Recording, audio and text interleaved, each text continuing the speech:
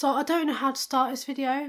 I've probably filmed it so many times for different reasons, and considering what the subject's actually about, it's not really been too great having to keep re-recording it. I'm just going to tell you guys my story rather than doing the whole hi guys like I normally do, because that's not really appropriate for today's video. I'm going to tell you guys my story and just hope for the best. So November is Epilepsy Awareness Month. I didn't know this until recently. This is why I'm doing this video so late in the month. I would tell my story because the type of epilepsy I'm going to talk about in today's video is something that isn't very well known at all. I want to use my voice and my channel to spread awareness to this type of epilepsy. People have quite a preconceived stereotypical view of epilepsy, of you just fall on the floor of a massive fit, and that's basically what epilepsy does. It can be caused by flashing lights, it can be caused by lots of different things, can trigger a quite serious seizure. But what I want to talk about in today's video, hopefully bring you awareness to, and a type of epilepsy that affected me and my life about 10 years ago now. Let's just begin, I guess. My uncle and auntie had come down from America and were staying at my grandparents' house, and I'd obviously gone down to see them with my family. So as my grandparents only have 3 bedrooms, normally I slept on the sofa, but this time I slept on another makeshift bed at the end of my auntie's bed in her room she was staying in. I remember that obviously I fell asleep,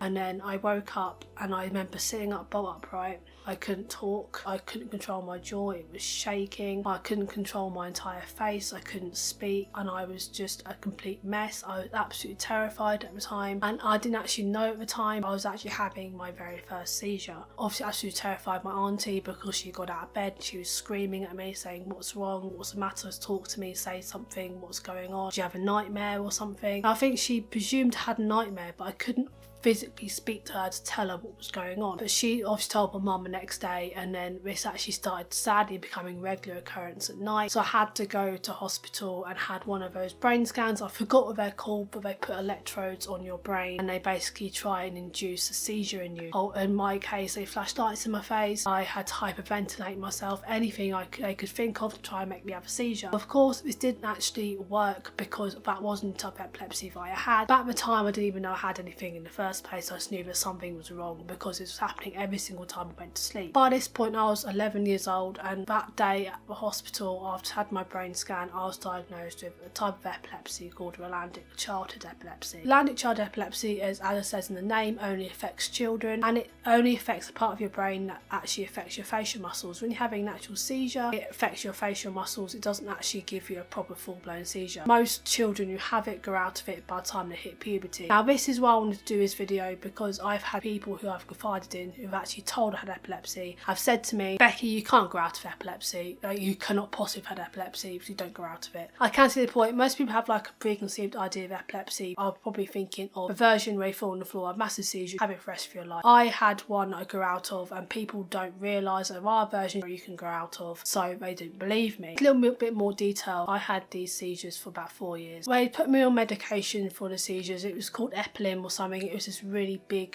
purple tablet. It was horrible, if I'm honest. It did reduce the amount of seizures but didn't actually stop them completely. Obviously I was scared to go to sleep, so it would only affect me when I was going to sleep, and that includes sadly having a nap. So sometimes I'd have a seizure in the middle of the day if I had a nap or something. I remember once I fell asleep in the car and had a seizure. People don't know I'm having a seizure until they try and speak to me. So obviously once I had one when I was in the car and away somewhere, so I fell asleep in the car, and luckily no one tried to speak to me, and I literally remember turning my head away so no one could tell if there was anything wrong with me. But honestly, apart from the fact I used to dribble a lot, which I find really gross, I hate talking about, it's what really happened, and the fact that I couldn't speak to you, you wouldn't have known about I was having a seizure. That's the other scary part about having a seizure, is that I couldn't talk afterwards. While I was having the seizure, and for about 5 minutes afterwards, obviously epilepsy affects your tongue, so when you're trying to talk you physically can't. So if you try and speak to me, I sound a bit like a drunk person because I physically couldn't say anything, I couldn't pronounce anything, so I literally would just like make weird noises while trying to talk. But this went on for about 4 years, and when I was 14 I was finally given the all clear.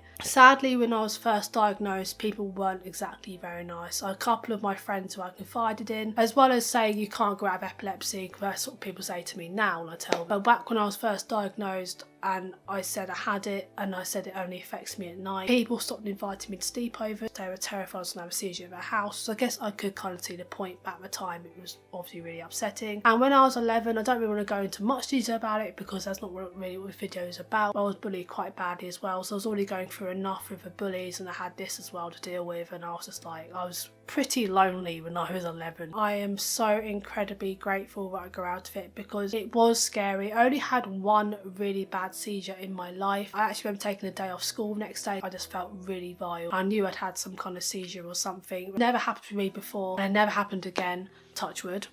Over the 4 years I had it, I did learn to control the seizures, because most people with epilepsy can tell you that when you're about to have a seizure you tend to have some kind of warning sign. My warning sign was I'd have a really weird feeling in my jaw when I knew it was about to happen, and I'd grab a tissue, because the tissue is what I used to control the dribbling, because I knew that was disgusting. I hated doing it, so I used to hold it to my jaw. I'd let my jaw have its little fit and then I'd finish. It doesn't really sound that scary. When it first got diagnosed it was absolutely terrifying, and not being able to talk was really scary as well. I'm really lucky in the fact I can say even during my seizures my brain was working perfectly fine, I knew exactly what was going on. I could walk around and I could still see everything, I could still hear everything, I could still walk around and control my body. The only thing I couldn't control was obviously my actual jaw and my facial muscles. Sometimes my eye would twitch, sometimes it wouldn't. It all depended on the seizure. Even though it has been 10 years, it does still affect me sometimes. I just don't really talk about it. I do sometimes have nights when I'm particularly stressed out. I'll wake up and I'll have a horrible warning sign in my jaw again and think, oh my god, I'm gonna have another fit. My whole body will be trembling, I'll be sweating, and I'll be saying words to myself out loud. So I'd make myself say things until I started to calm down. I think some of that is anxiety disorder as well, but I do still sometimes have nights where that happens. I know there are people out there who have got epilepsy the rest of their life and they have really serious seizures. My heart does go out to you guys, it really does, because I get scared of having just a normal mild seizure like that, and